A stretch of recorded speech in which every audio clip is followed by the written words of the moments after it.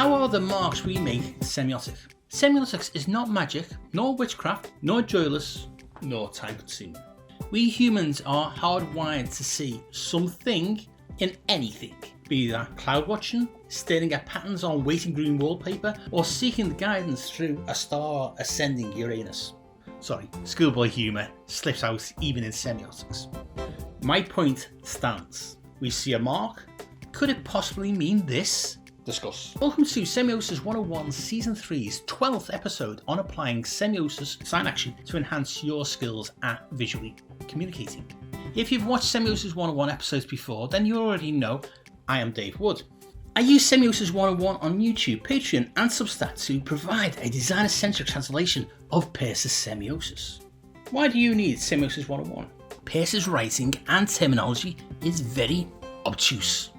On Semiosis 101, I translate Peirce's brilliant theory into language creators will understand and can follow. After all, we study design and illustration and not philosophy, so we need theory centered to creatives' needs. Yes, that is why you need Semiosis 101. Season 3's semiotic theme is semiotic encoding, with a focus on how audiences make interpretations. What this season's theme means to you as visual communicators is that at long last you will see what semiotic science can be, are, will be. Will build your confidence to encode semiotic sign action into your own designs or illustrations during your own ideation phase to enhance visual communication.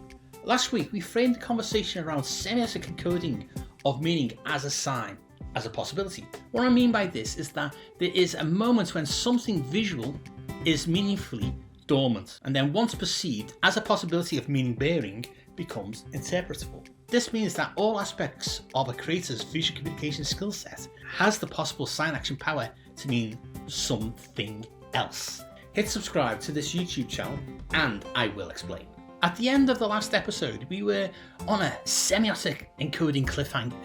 The discussion on the effects of interpretation of a semiotic sign on an interpreter hung on what Scots described as a shoogly peg, meaning a precarious situation. Interpretation of something that has been designed or illustrated either only being partly understood or more meaning being interpreted to enrich further understanding. The semiotic equivalent of a shoogly peg is whether, on the strength of the creator's representation decisions, the target audience can move from an immediate state to a dynamic state of interpretation. What this means in designer-centric language is whether the target audience can, based on their own lived experience and contextual knowledge, visually understand that one thing means something else, semiotically speaking. Creatives cannot assume. That is why applying semiosis helps. Wait a minute, I hear some of you shout at the screen. What now?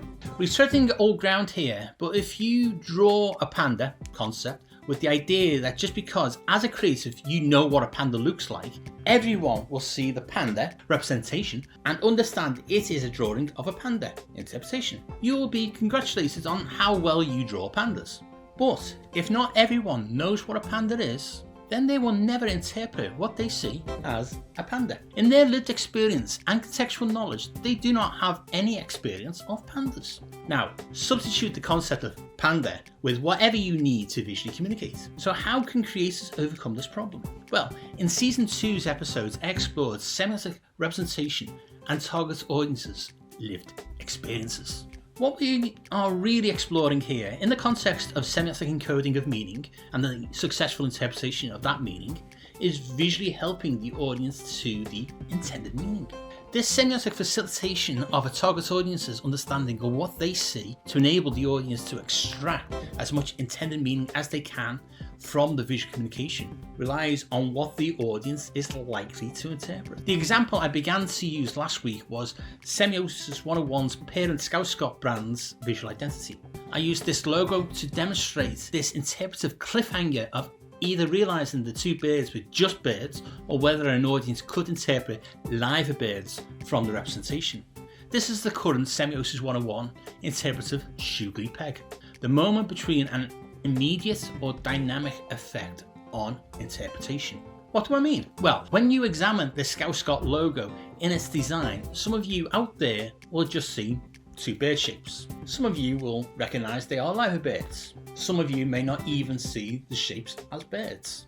You will all know which you are. If you are the latter, then the semiotic encoded sign has not been perceived. The semiotic sign action has not been triggered. The semiotic sign lies dormant. But the meaning-bearing visual entity is there in plain sight, but not perceived as something. If you are the former, the effect of the visual language used and the aesthetic decisions taken to visualize two birds in the logo is what Peirce refers to as an immediate effect on the interpretation. If you see birds, the sign action has begun. If you see the two birds and recognize them as liver birds, then the semiotic effect of its representation on you has moved from immediate to dynamic. You have been visually mediated to move from a possibility to a proposition, from possible birds to probable liver birds. The semiotic representation has had the effect on the interpreter who, in their lived experience, have knowledge and experience of the concept of liver birds, can name them. The iconic visual communication building blocks of swirling grid marks composed into a certain pattern of these shapes suggest birds, then the shape of particular birds, liver birds. This triggering of more contextual meaning that enriches the understanding is now at an indexical level of representation. In Peircean terms, perception has moved from firstness to secondness and from romantic to distant levels of interpretation. It has mediated interpretation into a proposal to those who know. The interpretation is now this thing. Notice I stated this as those who know. Those who, in their lived experience, know of the liver birds of Liverpool can interpret the image at a deeper level of visually communicated meaning. Those who have never heard of liver birds can still interpret some meaning of two red birds from the same image. One set of interpreters will have a deeper understanding of what they see than the other set of interpreters. Those who know have been semiotically mediated to the liver bird interpretation. In the image that others only can interpret as birds, there are visually encoded iconic marks, shapes and colours that reinforce the concept of liver birds rather than parrots or eagles or ostriches. So before we move on to conclude this episode, let us quickly summarise what this means to creatives.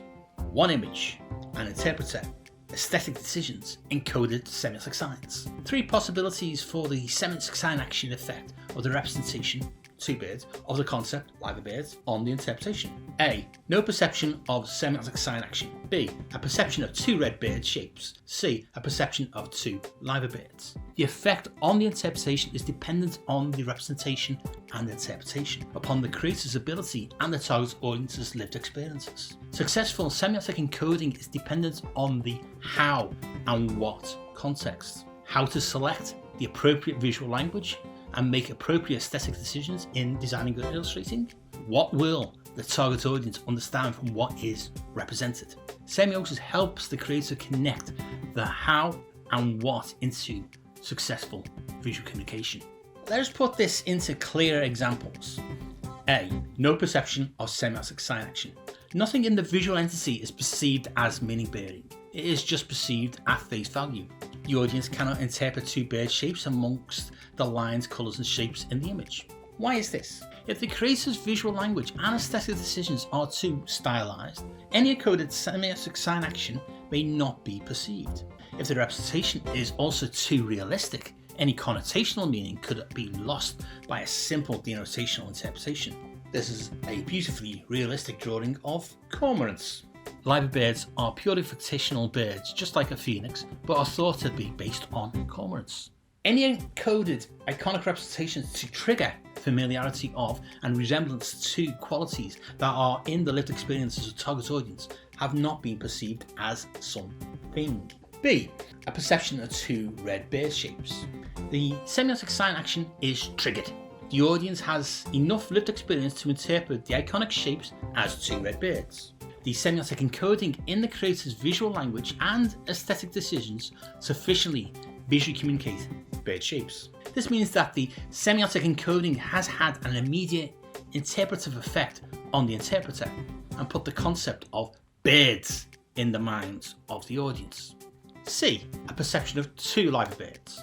The interpretation of two red birds is a successful interpretation, but if the full concept to communicate is Liverpool or Scouse, the image still has more meaning bearing in the representation to interpret. While the semiotic sign action has been triggered, the audience has more contextual knowledge within their lived experience to interpret further meaning from the image. From the iconic two red bird shapes, the dynamic effect of ensuring the shapes put in the mind of the audience the concept of live birds is mediated by how hard the shapes suggest one type of bird over another type. Within semiotic encoding, the skill is to first understand what the audience may already know, what visual qualities can this knowledge suggest, and how can you, as a creative, effectively use these iconic building blocks. I said in an earlier episode that this is not rocket science. Applying semiosis is easier than you think once you align it to your existing creative practice. This is why Semiosis 101 is crucial. Pearce cannot be directly read as a creative how-to guide. Come back next week when we will explore how to dynamically mediate effective visual communication. I am Dave Wood, a design educator and researcher, a published design author, and I've worked commercially as both a freelance illustrator and graphic designer. The guy behind the theory, Charles Sanders Peirce, was a philosopher, a mathematician, and a theorist. But he was not a creative. Each week on this Scouse-Scot Semiosis 101 YouTube channel, I will post at least one free 10-minute explainer episode on an aspect of Peirce's pragmatic semiotic theory. Each free YouTube episode features a take-home piece of applicable semiotic theory, and they do interconnect to build up your understanding of semiosis. Each free Semiosis 101 YouTube 10-minute episode will use designer-centric terms instead of theoretical language. As well as the free YouTube episodes, I have 2 further Semiosis 101 semiotic resources you can subscribe to. Semiosis 101 producer roles are now available on Patreon. If you take out a paid Patreon Semiosis 101 patronage, you will get access to all the future season episodes months before they get published on YouTube. As a Patreon Semiosis 101 patron, you will automatically become a Semiosis 101 producer and get a name credit on all future YouTube episodes. Depending on which of the 4 producer tiers you choose, you will also get access to behind the scenes insights, cool Semiosis 101 Patreon merchandise, and other goodies for Semiosis 101 to continue making semiotic episodes.